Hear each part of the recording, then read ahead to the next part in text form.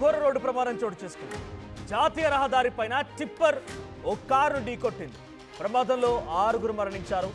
సంగం మండలం పరమన దగ్గర ఈ ఘటన చోటు చేసుకుంది. కారును ఢీకొట్టింది. తర్వాత చాలా దూరం వరకు కూడా ఆ లారీ కారును లాక్కెళ్ళింది.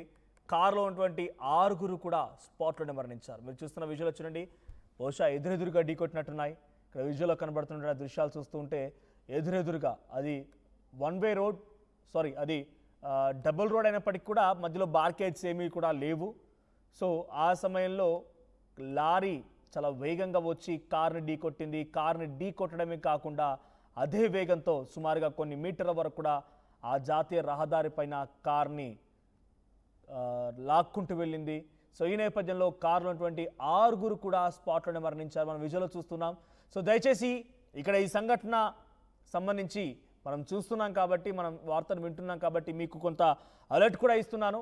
సో జనరల్గా హైవేల పైన రయ్యమని వెళ్తూ ఉంటారు, స్పీడ్ నియంత్రణ ఉండదు, ఏమి కూడా కాదు అనేటువంటి ఒక అలసత్వంతో వెళ్తూ ఉంటారు. కానీ మీరు గమనించండి, ఇక్కడ అది డబల్ రోడ్, అటువైపు నుంచి ఒక వాహనం వస్తుంది, ఇటువైపు నుంచి ఇంకో వాహనం వెళ్తుంది, మధ్యలో బార్కేడ్లు లేవు. అలా అని చెప్పి 6 లేన్ హైవే కాదు, అది జస్ట్ 2 లేన్ హైవే. సో ఆ 2 లేన్ హైవేలోనే అటువైపు నుంచి వెహికల్స్ వస్తున్న తరుణంలో మనం ఒక వెహికల్ వెంట వెళ్తూ ఉండాలి. కానీ ఎప్పుడైతే ఓవర్టేక్ చేయడానికి రైట్ సైడ్ వెళ్తూ ఉంటాం, ఆపోజిట్లో వచ్చే వెహికల్ కూడా డైరెక్ట్గా ఢీకొనే అవకాశం కూడా ఉంటుంది. ఇక్కడ మీరు చూస్తున్నటువంటి విజువల్లో బహుశా జరిగింది అటువంటి ఘటనే. సో అది 2 లేన్ హైవేకి సంబంధించి చాలా వేగంగా వెళ్తున్నటువంటి లారీ ఎదురుగా వస్తున్నటువంటి కారును ఢీకొట్టి కొద్ది దూరం వరకు తోసుకెళ్ళింది కూడా. సో దయచేసి ఇటువంటి రోడ్లో ఓవర్టేకింగ్ కానివ్వండి, స్పీడ్ నియంత్రణ కానీ మీరు పాటించకపోతే, ఓవర్టేకింగ్ చేయడం ఆపి స్పీడ్ నియంత్రణ కనుక పాటించకపోతే డెఫినెట్గా ఇటువంటి ప్రమాదాలు తలెత్తే అవకాశం ఉంది. అక్కడ ఆ టిప్పర్ లారీ హెవీ లోడ్తో కూడా కనబడుతుంది. బహుశా దాంట్లో మట్టి లేదా ఇసుక లాంటి ఒక హెవీ లోడ్తో వెళ్తోంది ఆ ఇసుక లారీ.